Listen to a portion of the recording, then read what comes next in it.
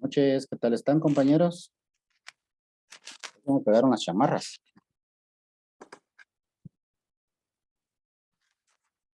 Noche, Buenas Lee. noches. Hola, ¿cómo están? Bien, gracias a Dios. ¿Y usted? Bien, bueno. Vamos a trabajar un momento, vamos a maximizar. ¿Ya les llegó la asistencia? Aún no, ¿verdad?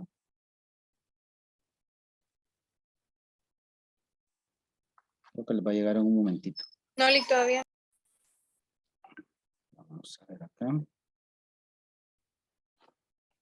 Para poder tener- Me acuerdo yo que nos tocaba el asunto relacionado al derecho y a la sociología. ¿Estudiaron algo ustedes? ¿O no han tocado el texto?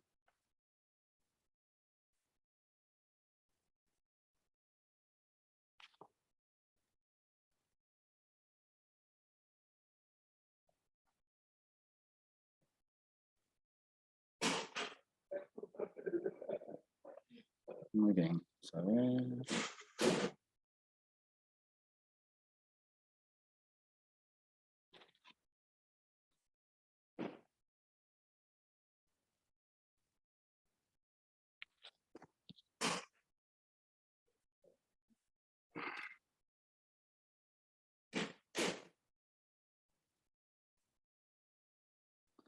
Hoy vamos a estudiar lo que tiene que ver con el derecho y la sociología. ¿Lo tienen ahí a la vista?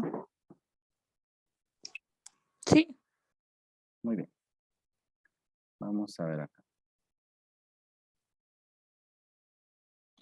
Me acuerdo que la vez pasada llegamos hasta el pensamiento sociológico y veíamos cómo Jacques Rousseau en el contrato social influía en el pensamiento de Tocqueville. La Revolución Francesa pues también hizo bastantes cambios, sobre todo a nivel de diferentes movimientos revolucionarios que llevaron pues a la emancipación posterior de países como Estados Unidos, donde la ilustración fue muy importante y los líderes de Hispanoamérica, pues influenciados por las corrientes inglesas y el interés económico de Inglaterra, los llevó también a ellos a buscar una independencia que más que política fue una independencia económica que supuestamente les iba a permitir tener un mejor acceso a bienes económicos por la gran riqueza que estos territorios tienen en relación a materia prima. En este contexto vamos a analizar un poco de lo que el derecho y la sociología vienen a vincularse, puesto que, como ustedes bien saben, el derecho es cambiante, es totalmente evolutivo. Va de la mano también con los cambios sociales y es más, el derecho surge en muchos de los casos como una necesidad social. Por ejemplo, la ley de acceso a la información pública es una ley que surge ante la necesidad de saber qué es lo que hacen los funcionarios con los bienes que a ellos se les permite, ¿verdad? También tenemos otras leyes como la ley de anticorrupción, debido a los grandes escandalosos grados de corrupción que existen en el país. Entonces, estas necesidades sociales, muchas veces patrocinadas por organismos internacionales como Estados Unidos, exigen la creación de normas para regir estos temas. Las sociedades humanas en su existencia y desenvolvimiento van creando diferentes formas de vida. Entonces las normas jurídicas, que son las que componen el derecho, necesariamente van a ir encauzando a la sociedad dentro de lo que se desea. Y es aquí, compañeros, donde nosotros encontramos que el derecho deja de ser una creación de la sociedad y comienza a convertirse en una guía para esta sociedad. De esa cuenta es que, por ejemplo, la ley de extinción de dominio busca que en la conciencia del individuo nazca la idea de que si se hace de bienes que son producto de actividades ilícitas, los va a perder. Es como crear la cultura. Entonces hace que la sociedad, como dicen las últimas dos líneas, funcione dentro de la legalidad para que se respeten los derechos de todos. Es decir, el derecho en este momento se convierte ya entonces en una especie de tutelaridad de la misma sociedad. Fíjense que las relaciones entre el derecho y la sociedad comenzaron a ser objeto de estudio a partir del siglo XIX. Recordémonos si regresemos a 1770, 1800 y fracción, donde los movimientos de independencia y todo eso son consecuencia de diferentes movimientos que se dieron. Es un método de las ciencias sociales, por eso es que lo vinculamos nosotros acá en este curso, en esta profesión, porque la licenciatura es en ciencias jurídicas y sociales. También hemos de establecer que la sociología tiene mucho que ver con la estadística, es decir, con las encuestas, sondeos de opinión, etcétera, que van a venir a determinar si una norma es o no viable para esta sociedad.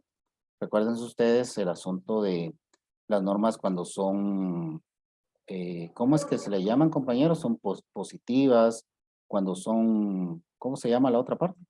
Que si la gente les hace caso.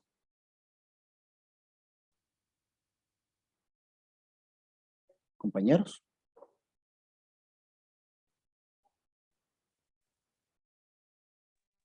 ¿Vigentes, Lick? Exacto, si es vigente, si es positiva. Todo eso tiene que ver, perdón, con que primero se hace una enumeración para establecer si efectivamente estas normas van a funcionar dentro de la sociedad. Durkheim afirma que el derecho constituye un hecho social, pues ejerce presión sobre el individuo desde su exterior. Para Engels, el derecho forma parte de la superestructura social, que permite que algunos sectores dominen a otros.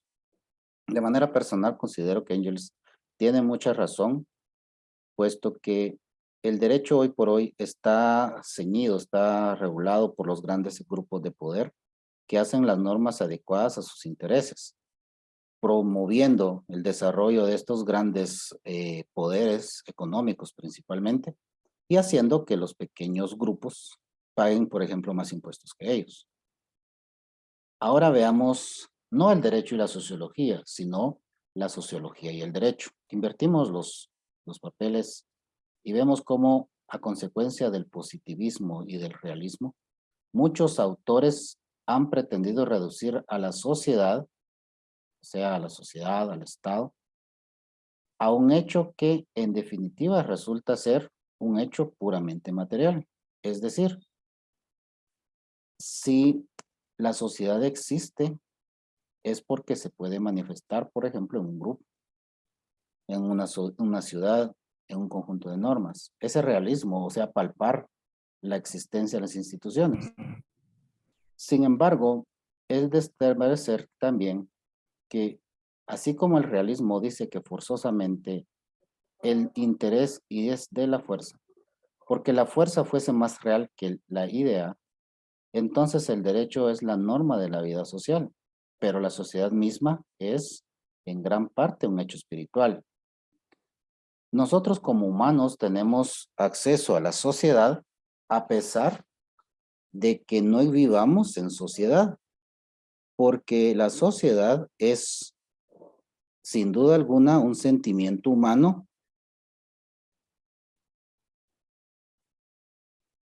de pertenencia. Y no es necesario que vivamos en una ciudad o en un conglomerado de individuos para sentirnos parte de una sociedad. Por eso es que para los realistas sí. Durkheim dice que la vida social se define por la hiperespiritualidad, es decir, por los atributos constitutivos de una vida psíquica en donde se encuentran en ella elevados a una potencia mucho más alta y que constituyen algo enteramente nuevo. O sea, nosotros pertenecemos a una sociedad porque nosotros consideramos ciegamente de que somos parte de esa sociedad. No sé si ustedes se consideran parte de la cultura occidental y si en algún momento han pensado a qué se refiere las personas o a qué se refiere la ciencia o las ciencias sociales cuando habla de cultura occidental. ¿Alguien me puede explicar?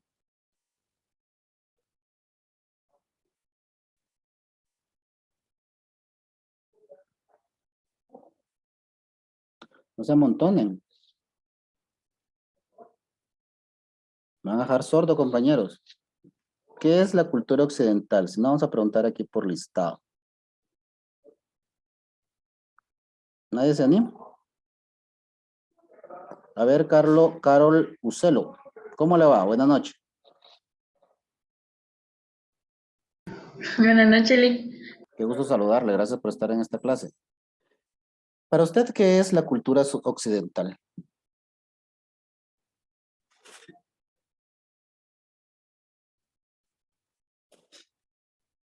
Y si usted me dice, no sé, no me he interesado, nunca he preguntado, nunca he investigado, no hay problema. Pero para usted, así en palabras sencillas, comunes, ¿qué es la cultura occidental? ¿No? No, Lick. A ver, Eric Montepeque.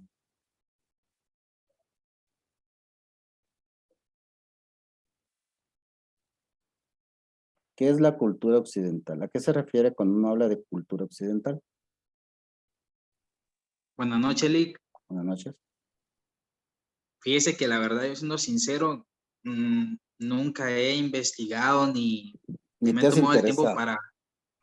No, entonces le quedo mal, mil disculpas. Bueno, entonces vayámonos al teléfono y busquemos cultura occidental para que indaguemos, ¿verdad? ¿A qué se refiere? Igual en este curso estamos para encontrar nuevas e innovadoras formas de investigación y también de pensamientos.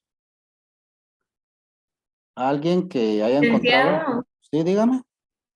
¿puedo leer lo que yo encontré? Sí, por favor, hágame la caridad. Eh, Se conoce como cultura occidental el universo de valores, costumbres, prácticas, tradiciones, creencias religiosas, sistema económico y organización político-social representativos de Europa Occidental, Europa del Oeste. Ajá. Muy bien. Gracias, Andrea. Cuando nosotros hablamos de cultura occidental es porque nosotros consideramos, las personas consideran que son herederas de los grandes avances y la forma de pensamiento griego, romano, alemán, español, italiano, incluso inglés. Vivimos bajo los cánones de vida de ellos, pensamos como tienen ellos filosóficamente sus pensamientos, tratamos de vivir en consecuencia a principios y valores que ellos practican. Puede ser también que conservemos y cultivemos la religión que ellos han tenido. Y si no, también podemos incluso tener costumbres como la forma de las familias, las leyes, la forma de construir casas, la simbología que tiene el matrimonio, la simbología que tiene la herencia, la paternidad, el hecho de heredar hombres nada más, de que las mujeres no hereden, el transferir nada más el apellido del varón, y así una serie de situaciones que nosotros utilizamos, pero que no nos pertenecen genuinamente a nosotros, sino que somos herederos de esa cultura, porque hasta el momento de la llegada de los españoles a estas regiones, acá había otra forma de pensamiento. Pero esa forma de pensamiento se perdió en gran manera desde el momento que se hizo la implantación de esa cultura europea, tanto inglesa, alemana, perdón, tanto inglesa como la holandesa, la francesa y la española, la portuguesa también.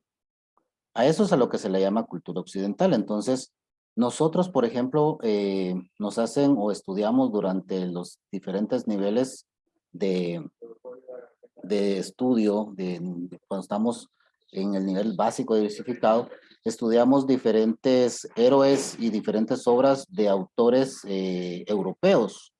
Vemos historias, por ejemplo, yo sé que la mayoría ha visto en algún momento eh, Troya, que es una cuestión de la Ilíada de Homero. Hemos visto también Romeo y Julieta. También se ha visto algunas cuestiones relacionadas, por ejemplo, aunque sean comedias como Los Piratas del Caribe, tienen una connotación cultural del occidente. Y nosotros estamos muy lejos, ¿verdad?, de saber algo de la cultura japonesa, de la cultura, por ejemplo, africana, de la cultura de Indonesia, por ejemplo. Esos son cuestiones ajenas que no pertenecen a nuestra realidad. ¿Alguien levantó la mano? Cuénteme. ¿Quién levantó la mano? Yo, Lick, Cuénteme, Flor. Es que fíjese que no sé si solo fui yo, pero yo no le escuché de lo que estaba hablando de cultura ¿Alguien, occidental. ¿alguien más me No, escucha? no le escuché nada. Yo sí escuché, creo que la compañera debe tener mal audio ahorita.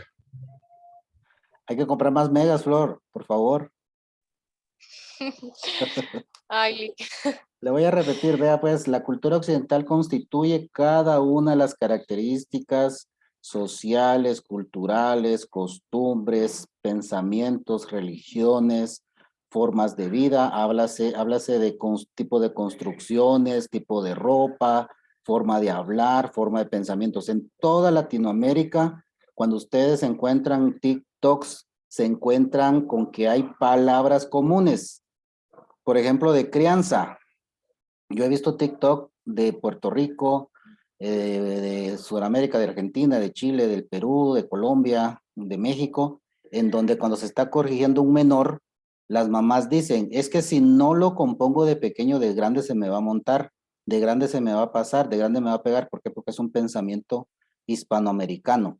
Nosotros así pensamos. A eso se le llama cultura occidental, a los valores y principios que tenemos en común con la parte de Europa. Europa nos heredó eso. Entonces, la sociología, compañeros, tiene mucho que ver con estos criterios y parámetros que nosotros manejamos a nivel cultural. Entonces, los juicios de valor constituyen, dirá en 1911, el alma. Esto lo dijo Durkheim. Los juicios de valor no son otra cosa que aquellos lapsos de conciencia que nosotros tenemos, como por ejemplo, que si vemos a una persona que le está costando pasar una esquina y nosotros tenemos el tiempo, podemos regresar y ayudarlo a pasarse de lado a lado. Esa es una cuestión cultural genuina humana. No puede ser de otra manera. El hecho que toda sociedad descansa sobre la noción de ciertos valores más o menos unánimemente admitidos en esa sociedad es lo que a nosotros nos hace coherentes con esa sociedad. Y por ejemplo, usar ropa. Nosotros sabemos qué tipo de ropa es la que se usa, por ejemplo, para el varón y para las mujeres.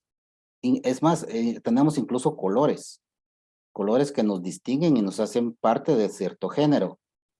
Esas cuestiones que son tan identificables son las que nos hacen modelos de pertenencia. Y aunque la persona viva, por ejemplo, en la punta del Jumay, viva solo y le gusta el panorama, pero cuando vaya a Jalapa, él sepa que debe de ir con zapatos, limpio, que se tiene, por ejemplo, que rasurar, lavar el pelo, la ropa, llegar limpio. Eso lo hace parte de esa sociedad porque él trata de encajar en esa sociedad. Más adelante vamos a ver, compañeros, cómo el hombre busca encajar en la sociedad y el hombre que no encaja en la sociedad es al que se les encuadra, se le tipifica, se le etiqueta como delincuente muchas veces. Pero muchas veces estas personas no es que tengan una aberración con el modo de vida social, simple y sencillamente no se adaptan a esa sociedad. No sabemos, ¿verdad?, si efectivamente el modo de vida que nosotros tenemos sea el correcto. Lo que sí sabemos que es el que más funciona, porque la mayoría de personas estamos en esa sociedad. Fíjense que cuando el hombre vive en sociedad, pierde muchas libertades, pierde muchos derechos y los pierde a razón de vivir en sociedad. Ahora yo les pregunto, les vamos a preguntar voluntariamente y si no me va a tocar hacerlo individualmente. ¿Por qué creen ustedes que el hombre vive en sociedad? ¿Cuál será la razón por la cual el hombre vive en sociedad? Los escucho.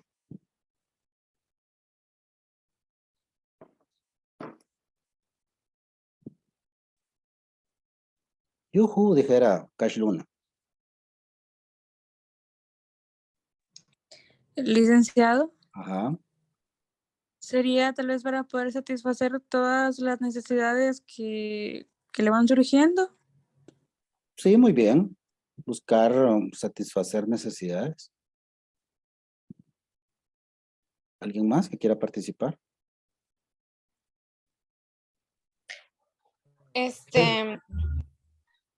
También licenciado, porque para satisfacer esas necesidades requiere de ayuda de alguien más, de un grupo de personas. Es más fácil hacer las cosas en un grupo, Ujú, un conjunto de personas. exacto. ¿Alguien más? ¿no? Siento que ayuda a cosas como la protección, la vivienda y todo eso, el comercio, que hace que la vida del ser humano pueda ser llevada de una manera mucho más sencilla como esto de animales. Muy bien, gracias. ¿Alguien más quiere opinar o dejamos ahí? Todos los compañeros tienen razón. La vida en sociedad del hombre no es otra cosa que la búsqueda de la certeza y de la seguridad de la protección que la sociedad ofrece. Fíjense que ahora nosotros cuando vamos por alguna parte de algún lugar y no hay luz, nosotros nos preocupamos porque no hay alumbrado. Y cuando, aparte de que no hay alumbrado, no hay casas, no hay residencias, nos preocupamos más porque decimos es un lugar solo y me puede pasar cualquier cosa. Y no importa que sea de día, incluso cuando uno camina por lugares rurales donde no hay casas y uno dice, bueno, que en cualquier momento pueden asaltar o me pueden matar, que no hay nadie que me ayude, que me apoye, como ustedes bien decían. La sociedad brinda varias seguridades, pero en contraposición me limita en muchas libertades que si yo viviera solo me las pudiera dar. Por ejemplo, el día de ayer me hacían unas preguntas en relación a una granja de cerdos que está en la periferia de un municipio. ¿Qué es lo que una persona necesita para habilitar un espacio para una explotación agrícola de esa forma? Esa sería una explotación pecuaria, creo yo. Bueno, tiene que tener, por ejemplo, el estudio a veces les piden incluso un estudio de impacto ambiental, les piden estudio o autorización del Ministerio de Salud Pública, autorización de la municipalidad, autorización de diferentes entes como el Ministerio de Ambiente, si hay algún afluente cercano de agua o si hay alguna cuestión, algún río, riachuelo. Todo eso les piden diferentes estudios y obligaciones que tienen que cumplir antes de abrir. Pero si la persona viviera sola, lo puede hacer. Pudiera en cualquier lugar colocar, mejor si está cerca de un lugar donde esté corriendo agua, porque la limpieza que haría el río o la quebrada sería buenísimo porque ahí echaría todos los desechos, ¿verdad? Pero hoy ya no se puede hacer así, porque hoy las personas que hacen este tipo de explotaciones de animales o de plantas tienen que buscar la manera de deshacerse de los desechos que se producen. Y eso es lo que nosotros perdemos al vivir en sociedad. Ganamos muchas ventajas como estar protegidos, como tener un cuerpo policial, como tener la protección y la seguridad de servicios, pero también no podemos, por ejemplo, vivir en las dimensiones que quisiéramos. No podemos no deberíamos también dejar basura tirada en las calles. Deberíamos, como buenos ciudadanos, pintar nuestras casas, limpiar las casas por fuera y por dentro también. Deberíamos también, como ciudadanos, ser coherentes y no dejar objetos en el tráfico que hagan que los demás ciudadanos no puedan movilizarse. Pero es muy complicado lograr todo eso. Fíjense que la sociología jurídica, por ejemplo, no va a ocupar la filosofía del derecho. ¿Saben ustedes a qué se refiere la filosofía del derecho, compañeros?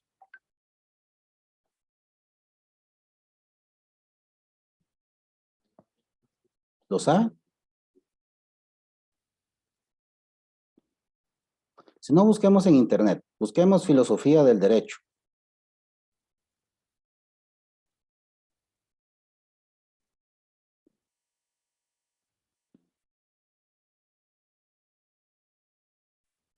Lo que encuentran me indican qué es lo que les está dando referencia ahí.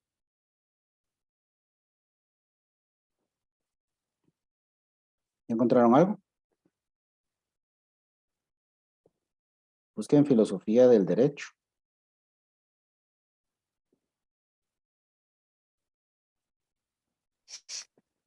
Yalik Dígame, por favor. dice que la filosofía del derecho es una rama de la filosofía que estudia los fundamentos filosóficos del derecho como orden normativo e institucional de la conducta humana en sociedad. Ujú. Muy bien, muchas gracias, Flor. ¿Quién más? ¿Alguien que quiera colaborar? Solo les recuerdo que este semestre los exámenes son presenciales en el centro universitario. Entonces, por favor, les sugiero que lean y que tomen sus anotaciones porque en el examen se puede elaborar no solo del asunto de lo que estamos leyendo acá, sino también de las diferentes explicaciones. ¿Qué es la filosofía del derecho para lo que ustedes investigaron por ahí? Cuenten.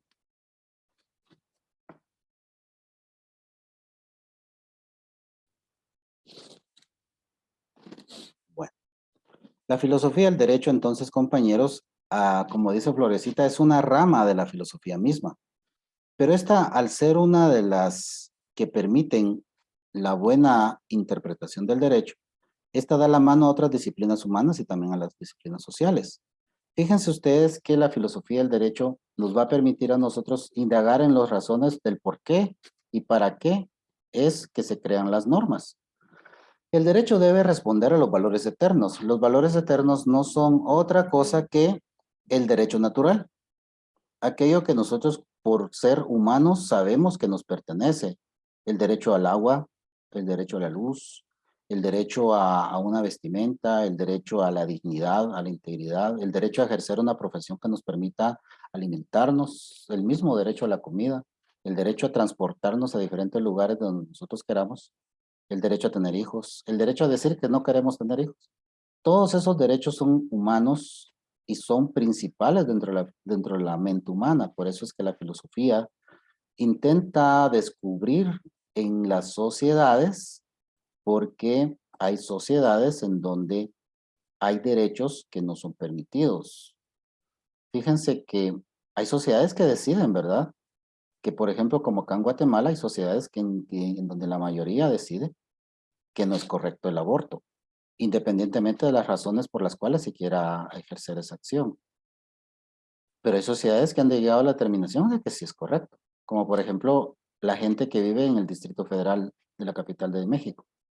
Solo la gente que vive en el Distrito Federal han decidido que sí es permitible el aborto, y como México está distribuido dentro de una forma federal, en donde cada región es un estado y tiene su propio congreso y tiene sus propias normas, en ese estado, en el estado de México, ellos han determinado que es permitible el aborto, pero por ejemplo en Chiapas me parece que no.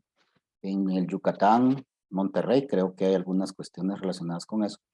Pero en el caso de Centroamérica, nosotros no creemos como sociedad, a pesar de que hay varios grupos que consideran que sería importante y hay condiciones en las cuales debería existir el aborto.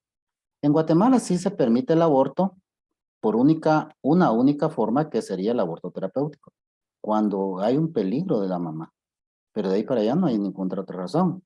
Sabemos naturalmente que el aborto se practica, que hay diferentes medicamentos que provocan el aborto antes de los 3 meses, que incluso la pastilla del día posterior que le llaman es una pastilla abortiva, pero todo eso, digamos que la legislación lo permite o por lo menos no lo prohíbe. Pero en la filosofía del derecho busca establecer por qué estas sociedades tienen ese tipo de pensamientos. Vemos cómo la sociología jurídica también busca o trata de ser capaz de demostrarnos cuáles son los valores y cuáles son las condiciones temporales que surgen de la sociología y de la historia. No debemos olvidar que, que el recuerdo, que la conciencia de una sociedad es su historia. Cuando una sociedad no olvida su historia, seguramente no va a cometer los mismos errores. Pero cuando una sociedad no aprende de sus errores a través de la historia, tendrá que pagar el amargo desconsuelo de estar repitiendo constantemente las mismas cosas. Nosotros en Guatemala a la historia, a los estudios sociales no le damos mucha importancia.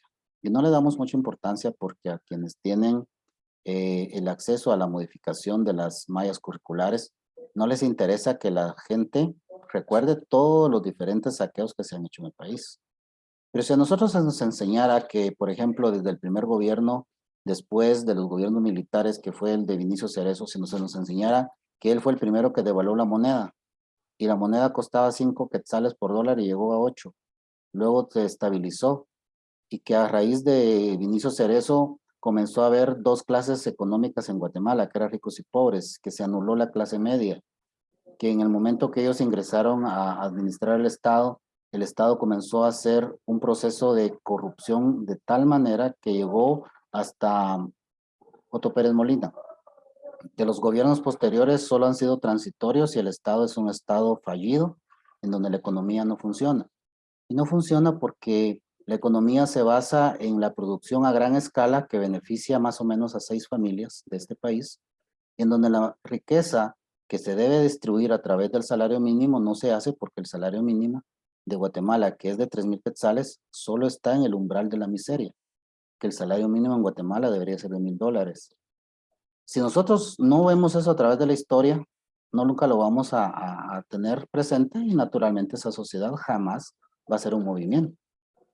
Es acá en la universidad donde nosotros debemos de analizar, indagar y salir a la calle y como buenos universitarios de la Universidad de San Carlos, dar la alerta, ¿verdad? De que esta cuestión tiene que cambiar.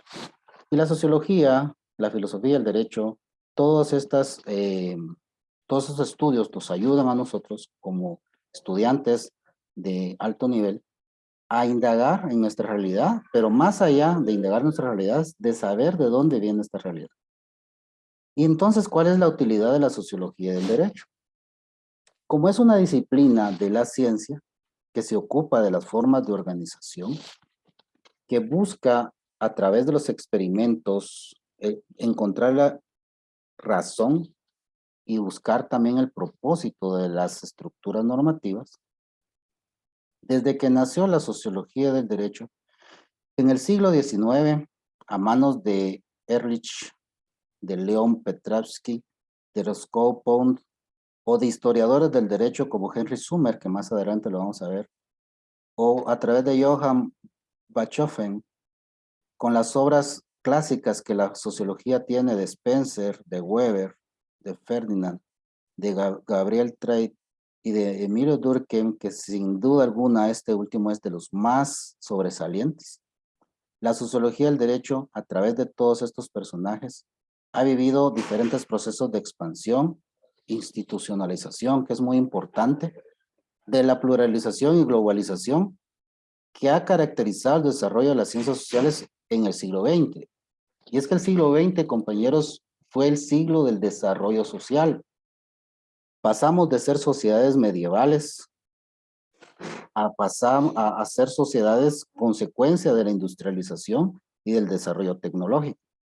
El siglo XX es un siglo muy importante y para quienes vivieron en este siglo, tuvieron que soportar, por ejemplo, 2 guerras mundiales, una gran caída de la economía en los años 30, la Guerra Fría, que por ejemplo en Guatemala nos afectó desde el año 60 hasta el 2000, y cada una de estas transiciones, hubieron personas que pasaron, por ejemplo, durante estos 100 años de no saber nada de tecnología a terminar sus días viendo televisión por satélite.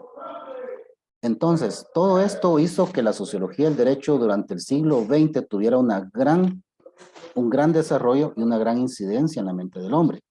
No por nada, por el estudio de la sociología y las diferentes luchas sociales, durante el siglo XX es cuando se pueden computar la mayor cantidad de beneficios sociales a través del derecho laboral.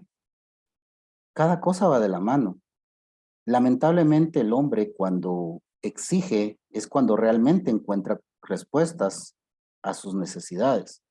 Por eso es que el derecho laboral, que tuvo un desarrollo muy importante durante el siglo XX y que al final del siglo XX se constituía como una oportunidad de desarrollo social, lamentablemente con la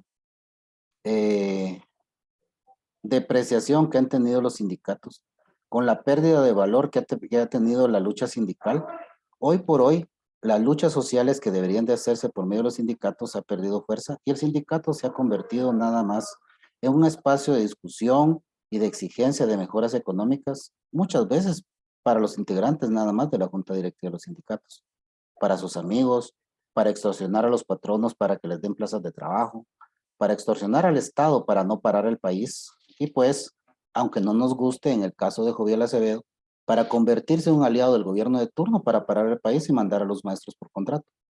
El sindicato se ha convertido entonces en una herramienta del mal y ya no permite el desarrollo social, sino al contrario.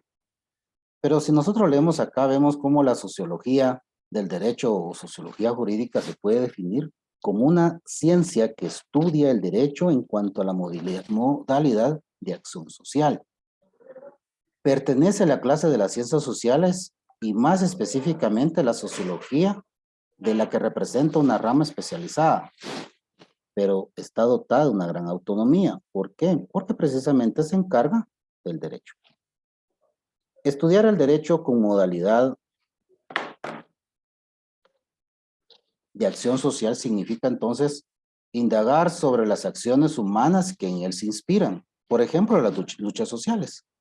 Por ejemplo, la lucha de las guerrillas allá por los años 80, la gran guerra civil que se dio en El Salvador se dio porque imagínense ustedes que en un territorio de la mitad del territorio de Guatemala había casi la misma cantidad de personas viviendo. Entonces ahí el estallido social fue más grande. Todas esas acciones humanas que se inspiran en estudiar la acción social y estudiar el derecho hacen comprender el sentido de verificar si hasta ese punto es socialmente compartido, describirlas en su curso temporal. No se nos olvide que, por ejemplo, para los griegos, comprender y entender cuáles eran sus derechos era una parte fundamental de ser ciudadano. Ahora les hago una pregunta. ¿Cuáles son los derechos que ustedes comprenden o creen que tienen como ciudadanos? ¿O cuáles derechos ciudadanos ustedes han hecho cumplir cuando ustedes están en algún lugar? ¿Qué derechos, por ejemplo, tienen ustedes cuando van a una institución del Estado? ¿Qué es lo que les corresponde como ciudadanos de este país? ¿Creen ustedes que se respetan sus derechos? ¿Creen ustedes que reciben, por ejemplo, hablemoslo así, ustedes recibirán esa educación de calidad que deben de recibir? ¿Consideran que está acorde a la realidad y está acorde a lo que ustedes buscan? ¿O las instalaciones en donde ustedes se les brindan los servicios tendrán la calidad que deben de tener? ¿Le darán dignidad al ciudadano? Por ejemplo, acudir a una instalación de salud. ¿Tendrá esa dignidad? ¿O simple y sencillamente estamos acostumbrados a estar al nivel de lo mínimo, al nivel de lo poco? Demostrar la falta de capacidad económica del país a través de sus servicios. ¿Ustedes qué creen? Los escucho.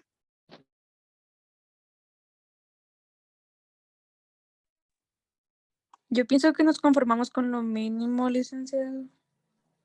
¿No? ¿Por qué creen ustedes? Sí, al menos con el tema de salud, no siempre, cuando alguien llega, no siempre tienen lo necesario para poder atenderlos. Efectivamente. ¿Quién tendrá la culpa de eso? A ver, ¿quién sabe? ¿Quién tiene la culpa de que un servicio público sea deficiente?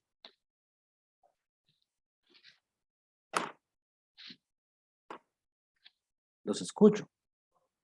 Las redes sociales son bien activos. Por favor, ¿El díganme. gobierno, ¿vale? ¿El gobierno? Ujú. ¿Por qué puede ser que el gobierno tenga la culpa? Porque no dan los suplementos necesarios para poder atender bien a una persona. Si Gracias. ellos se encargaran o fueran tal vez honestos y dieran la cantidad que se tendría que dar, hubieran más cosas en los hospitales. Ok. Honestidad. ¿Alguien más quiere participar? ¿Qué tal, licenciado? Buenas noches, compañeros. Buenas noches. En mi opinión, yo considero que es la mayor parte de culpa de estos males los tiene el pueblo, Ujú. porque somos nosotros quienes elegimos a las autoridades y por lo mismo es que no hay una cultura y muchas veces las personas o los candidatos, por no decir que en la mayoría de ocasiones solo van a beneficiar a un determinado grupo. Ujú. Entonces, solo no hay cómo definirlo, pero quisiera decir que nos defraudan, porque nosotros confiamos en ellos que van a desempeñar sus funciones apegados a la ley y en realidad no tienen dignidad, se dedican solo a saquear, pero está siempre que el pueblo es el que tiene el poder y deberíamos de, como quien dice, organizarnos y luchar para que las personas que llegan a estos cargos públicos y no ejercen sus funciones, pues podamos de cierta forma sacar de ahí, pues, es mi opinión. Muchas gracias. ¿Alguien más? Lick, fíjese que con lo que decía usted de los derechos humanos, ¿cuáles eran los derechos de las personas? En la Constitución nos habla de libertad e igualdad, de que todos los seres son libres, son iguales, en dignidad y derechos, y que los hombres, tanto los hombres como las mujeres, tienen iguales oportunidades y responsabilidades. Yo recuerdo que una vez en una clase hablábamos que esto no se cumple, porque en caso de las mujeres están protegidas por la ley de femicidio, Ajá, pero hay hombres que sufren abusos y ellos no están protegidos. claro. Entonces, la ley nos dice esto, la Constitución, la ley suprema, pero en realidad como que no se cumple. Sí, lo que sucede es que muchas veces hay leyes que solo son de reacción, solo porque alguna ONG está pidiéndola o algún movimiento social, y a consecuencia de eso se crean. Pero la negligencia en el cumplimiento de todo lo que nosotros pretendemos a través de los servicios públicos es debido a que no hay un control, como bien decían los compañeros, no hay un control de nadie, ni del Estado, ni tampoco de los ciudadanos que son los encargados de verificar el cumplimiento. Existen las leyes, existen también los procedimientos para verificar la probidad y la calidad del gasto, le dicen. Pero lo que no existe, bueno, nosotros los ciudadanos estamos más preocupados y con razón, ¿verdad? De hacernos de lo que nosotros necesitamos día a día para poder vivir. Fíjense que para el efecto, las ciencias auxiliares que informan a la sociología encontramos a la sociología y la política.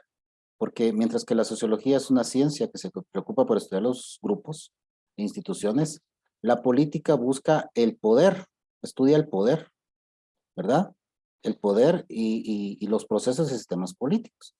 También la sociología tiene que ver con la historia, puesto que la historia registra la vida de las sociedades y en un orden cronológico.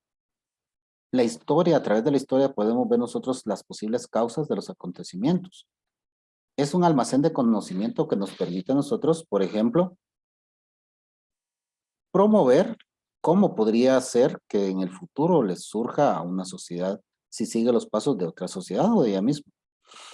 Hay también relación entre la sociología y la economía. La economía abarca toda la ciencia, abarca todas las actividades del hombre, abarca todo lo que el hombre realiza.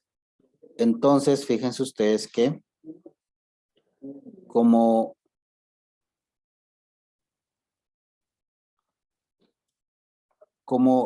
sociedad es muy importante que tengamos esa relación entre la producción, consumo, distribución e intercambio de bienes y servicios, porque eso naturalmente va a incidir en la misma sociedad. La sociología tiene que ver con la psicología, puesto que la psicología constituye una de las partes fundamentales del humano, de la familia, y por ser la familia el génesis de la sociedad, entre más familias sanas existan, las sociedades tendrán un mejor nivel de vida. Fíjense que el hecho de que, por ejemplo, hoy por hoy en Guatemala, hay gente que es desmembrada por grupos. Hay un muchacho de 14 años que acaba de denunciar o demandar, no sé cómo está la cosa, a un periodista porque lo publicó, que él se encargaba de desmembrar a las víctimas de unas pandillas. O sea, estos altos grados de descomposición social y estos grados garrafales de violencia y de descontrol psicológico hacen mella y hacen un daño grave, profundo y constante en la sociedad. Por eso es que la sociología estudia o sea, se relaciona con la psicología, porque es muy importante indagar en eso. Y también la sociología tiene que ver con la antropología. ¿Por qué? Porque la antropología, al estudiar el desarrollo biológico cultural, al estudiar al hombre, al estudiar las obras del hombre y su conducta por los años, La antropología y la sociología son almas gemelas, puesto que las dos buscan un mismo fin. Explicar cuál es, ¿verdad?, la naturaleza de sociología. Bueno, entonces, compañeros, se nos acabó el tiempo. Nos vamos a quedar en la filosofía del derecho y para la próxima clase el día jueves les solicito, por favor, que lean las siguientes notas, ¿verdad? A partir de la filosofía del derecho. Lean lo suficiente como para que el día de la clase podamos conversar y que no sea un monólogo. Lo importante acá es que nosotros lo conversemos. Si nosotros no lo conversamos, lo que va a suceder es que se van a aburrir, ¿verdad? Se van a aburrir y la clase se va a hacer igual de tediosa como pudo haber sido. Enciendan sus cámaras, por favor, para podernos despedir y así que ustedes procedan a la próxima clase que me parece es con el licenciado Posadas, ¿verdad? Muchas gracias por estar en la clase. Por favor, lean. Estamos apenas en las primeras 4 clases. Ya les voy a pasar el cronograma. En unos 8 días vamos a hacer un laboratorio de lo que llevemos hasta esa fecha. No sé qué tipo de laboratorio podamos trabajar. De repente va a ser como un tipo como ensayo o una investigación o algo así. Porque lo importante de este curso no es que memorizan, sino que es lo que ustedes interpretan de cada uno de los temas. Muy buenas noches. Qué gusto verles. Feliz noche, Lee.